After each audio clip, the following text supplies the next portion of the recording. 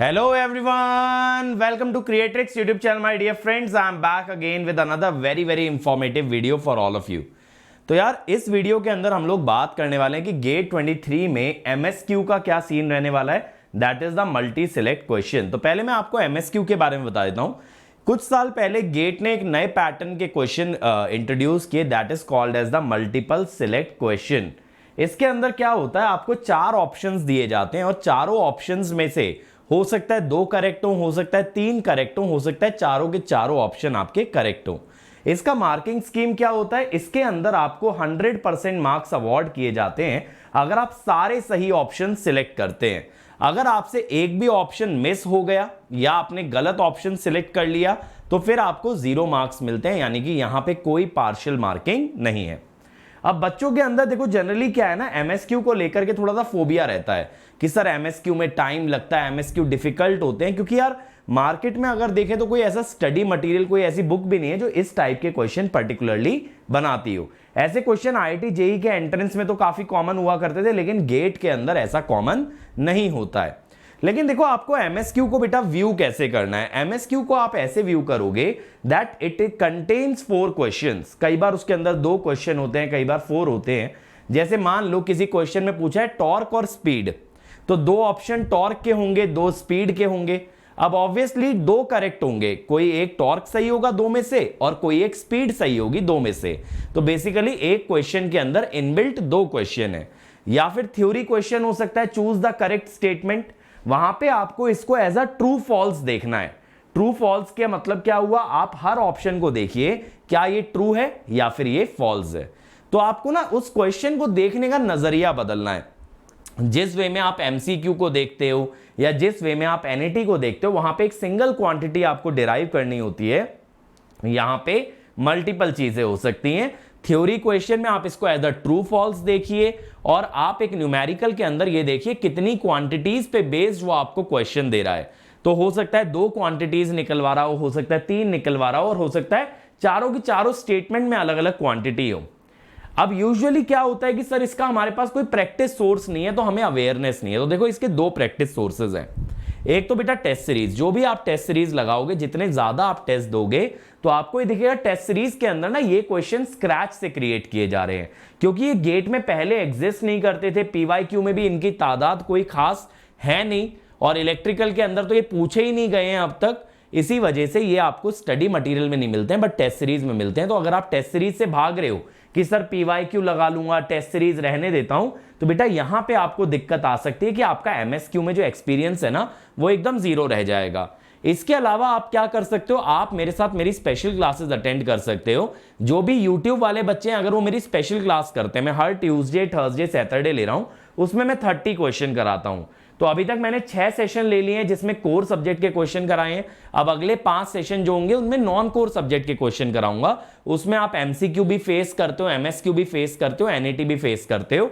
और जितने बच्चे वो सेशन अटेंड किए होंगे, अब वो कोर में एमएसक्यू के साथ काफी कंफर्टेबल हो गए होंगे। और जो बच्चे प्लस और आइकॉनिक पे हैं, उन बच्चों के लिए तो मैं मंडे, वेंसडे, फ्राइडे एक मिनी मॉक टेस्ट भी लगाता हूं, जिसके अंदर एमसीक्यू, एनईटी, एमएसक्यू सारे कराता हूं। तो वो बच्चे प्लस और स्पेशल जब दोनों कर रहे होंगे तो उनके 6 के 6 दिन एमएसक्यू की प्रैक्टिस हो रही है। तो दूसरा रास्ता है आपके पास स्पेशल क्लासेस और प्लस क्लासेस, जहां से आप तैयार कर सकते हो। और देखो इलेक्ट्रिकल का जो हिस्ट्री रहा है अब तक, तो उसके अंदर एमएसक्यू नहीं पूछा गया है, लेकिन यार मुझे लगता है ना नाउ इट्स हाई टाइम कि एमएसक्यू इंट्रोड्यूस किया जाएगा, क्योंकि लास्ट ईयर ईसीई में तो इंट्रोड्यूस कर दिया था, बट इलेक्ट्रिकल में ये लोग नहीं डाले थे। अब क्योंकि यार पेपर के पैटर्न में, पेपर के इंस्ट्रक्शंस में लिखा हुआ है कि एमएसक्यू क्वेश्चन आ सकते हैं, तो एमएसक्यू मुझे लगता है इस साल इंट्रोड्यूस होगा। और कितना हो सकता है एमएसक्यू, क्योंकि ये इलेक्ट्रिकल में पहली बार पूछा जाएगा, मुझे लगता है at the most technical section में 10 से 12 क्वेश्चन आपके एमएसक्यू पे होंगे। 1 मार्कर भी होंगे, 2 मार्कर भी होंगे, बट इनका ज्यादा क्वांटिटी 2 मार्क्स में होगा एज कंपेयर टू 1 मार्क। तो 10 से 12 क्वेश्चन में आप ये मान सकते हो 15 से 20 नंबर के बीच का इनका वेटेज हो सकता है गेट एग्जाम में। इसके बाद अगला हाई वेटेज होगा एनईटी का, बट सबसे हाई वेटेज होगा आपका एमसीक्यू का। और मैं आपको एक चीज और बता दूं बेटा, जो एप्टीट्यूड वाला सेक्शन है ना, वो पूरा का पूरा एमसीक्यू होता है। उसके अंदर कोई भी एनईटी या फिर कोई भी एमएसक्यू क्वेश्चन नहीं आता। देखो अब तक की हिस्ट्री के बेसिस पे बता रहा हूं, कहीं ना कहीं आईआईटीज का ये थॉट प्रोसेस रहा है कि एप्टीट्यूड में सिर्फ आपके लिए एमसीक्यूज रखने हैं, तो आप वही एक्सपेक्ट करके जा सकते हो कि आपके एप्टीट्यूड में तो एमसीक्यूज आएंगे। ये एमएसक्यू और एनईटी आपको ना टेक्निकल सेक्शन में मिलेंगे, वहां 55 क्वेश्चन होते हैं, तो आप 10 क्वेश्चन एक्सपेक्ट कर सकते हो एमएसक्यू के। फिर इसके अलावा आप एक्सपेक्ट कर सकते हो 15 से 20 क्वेश्चन एनईटी के और 25 से 30 क्वेश्चन आपके एमसीक्यू के।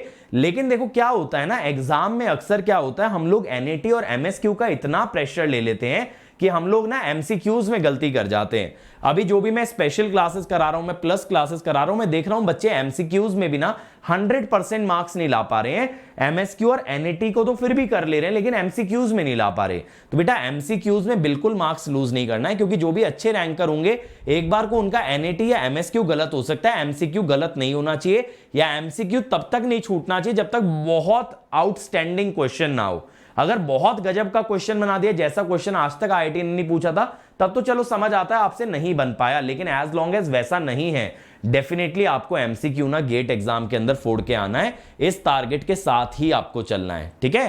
तो आप लोग मेरी स्पेशल क्लासेस देख सकते हो, सुबह 7 बजे होती है, ट्यूसडे, थर्सडे, सैटरडे। और अब जल्दी उठने की आदत डाल लो, क्योंकि बेटा आपका इलेक्ट्रिकल वालों का पेपर मॉर्निंग में होने वाला है, तो ऑब्वियसली आपको थोड़ा जल्दी उठना होगा। और अगर कोई गेट 24-25 वाला बच्चा इस वीडियो को देख रहा है, तो मैं बता दूं भाई, आपके अनअकैडमी सब्सक्रिप्शन के प्राइजेस बहुत ही जल्द बढ़ने वाले हैं। इसीलिए अगर आप ज्वाइन करना चाहते हो तो बिफोर प्राइस इंक्रीज आप ज्वाइन कर लीजिए, ठीक है। बहुत ही जल्द इसकी डेट रिवील की जाएगी, बट अभी जो है ना लेटेस्ट बैच आपका आया है 18 तारीख से, तो आप अभी ज्वाइन कर सकते हो using the code Ankit ESE। तो इस बैच का ना ओरिएंटेशन मैं ले चुका हूं, इसमें सिग्नल और डिजिटल इनसे हमने स्टार्ट किया है। और 23 वाले बच्चों के लिए बेटा ऑल इंडिया मॉक टेस्ट है 22 जनवरी को, इसको जरूर देना, ताकि गेट इंटरफेस का, गेट पैटर्न का आपको अंदाजा लगे।